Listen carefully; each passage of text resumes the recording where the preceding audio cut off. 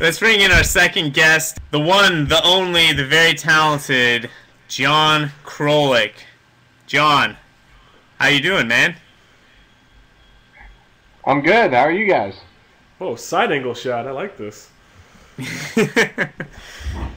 Excellent. Hourglass. No. So, yeah, no, you look great, John. You got one of the first copies of Raab's book. You were in the acknowledgments. As someone who's followed the Cavs, do you feel like Scott is? I guess you said that the more interesting parts of the book were really about Raab himself. Is this kind of the direction that you? Is this the kind of sports book that you like to read, where it's not glorifying or kind of building up an external character, but talking about fan relationships and that interpersonal thing? I mean, it's not even really about fan relationships, or so much of it is uniquely Scott's story.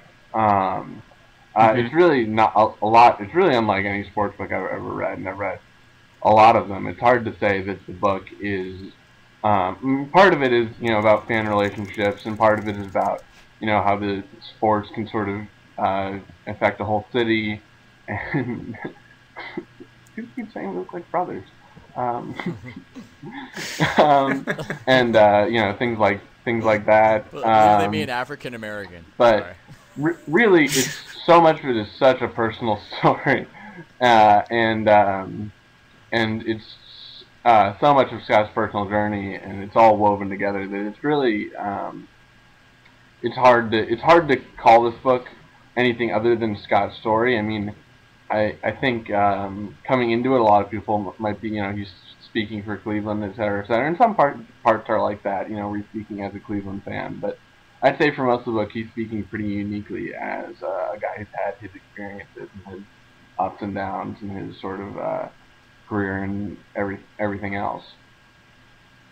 Yeah, of course we haven't read the book yet, but it seems like there could be some cathartic aspect for Raab here. I mean, he sort of invites you by the way that the book is framed to analyze him, right? And to analyze him as a character. Do you feel like, though he's not a hero, that he comes out of this feeling any better or understanding things better within himself by the end of the book, or does it feel like there's something accomplished here? That's a good question. I don't know. There's certainly I mean, spoiler. He was pleased with the way the finals ended.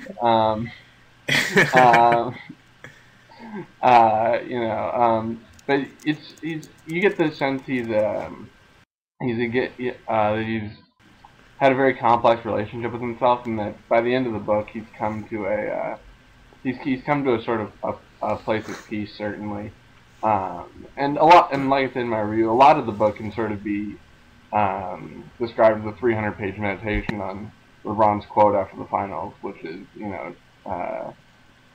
tomorrow I'm going to wake up and be awesome, and the people who rued me to fail are going to wake up and suck. Pick up the book. The exact quote here. John. Well, okay, we'll wait for you to find the quote. Yeah. Yeah, I mean, we all know the quote that I'm talking about. This is great webcasting. Alright, next time, sticky notes. At the end of the day, they have to wake up tomorrow and have the same life they had before. They have the same personal problems they had today. I'm going to continue to live the way I want to live and continue to do the things I want with me and my family and be happy with that. I was wondering, do you think that Scott's sin is one of admission, in that he feels something that's probably pretty normal to feel, and some sports writers probably felt it, but he just happened to admit it? Do you think that might be the case? I mean, the sort of excerpt that's been published is already sort of intimate.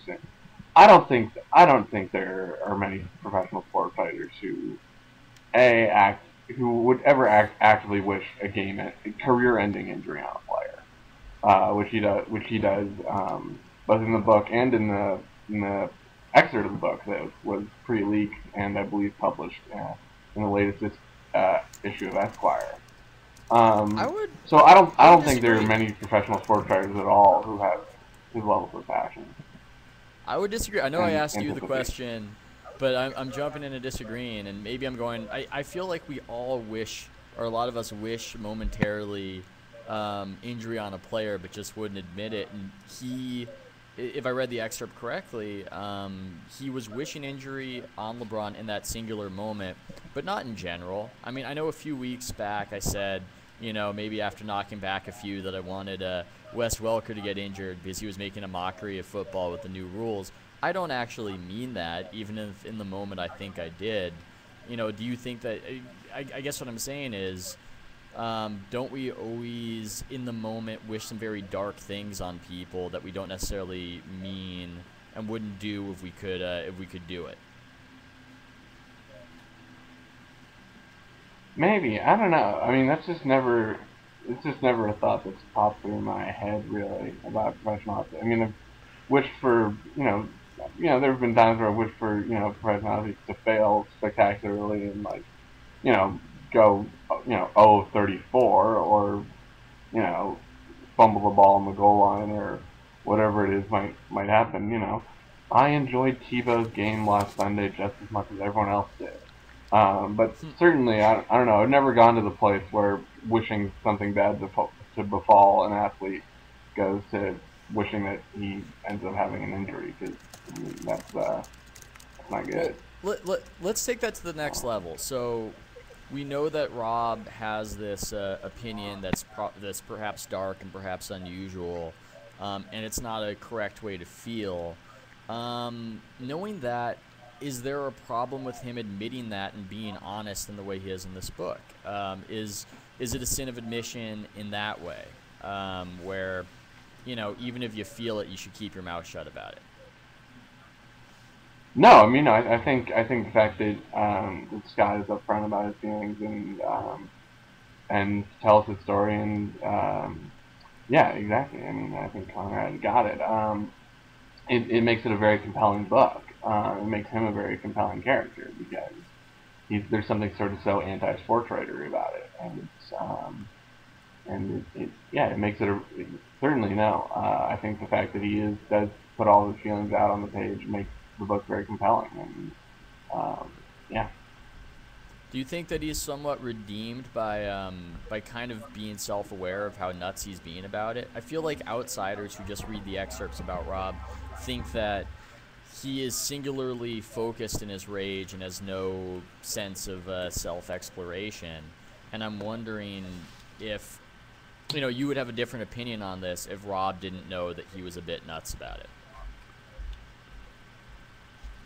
Yeah, I mean, I think if there's one thing I have with the book, and one thing I sort of tried to say in my review, it's that the excerpt and the promotional materials and the title make you think that it's it's this examination of hatred for LeBron James, but there's the paradoxes of who are you to speak about a 26-year-old millionaire this way, and what have you done, etc., and how can you hate someone? He explores all of that. I mean, he spends a lot of time exploring himself in this book. There's a lot of self-reflection, and he addresses a lot of the issues that I think a lot of people who would be sort of turned off. I mean, I had my fears. I didn't want to. I have conflicting feelings about LeBron, but I don't know if I remember the Michael Leahy book about Michael Jordan all those years ago when he was with DC. I just put it down almost halfway or 2/3 of the way through because it was just unpleasant to read on both sides. But Raab's book certainly isn't like that.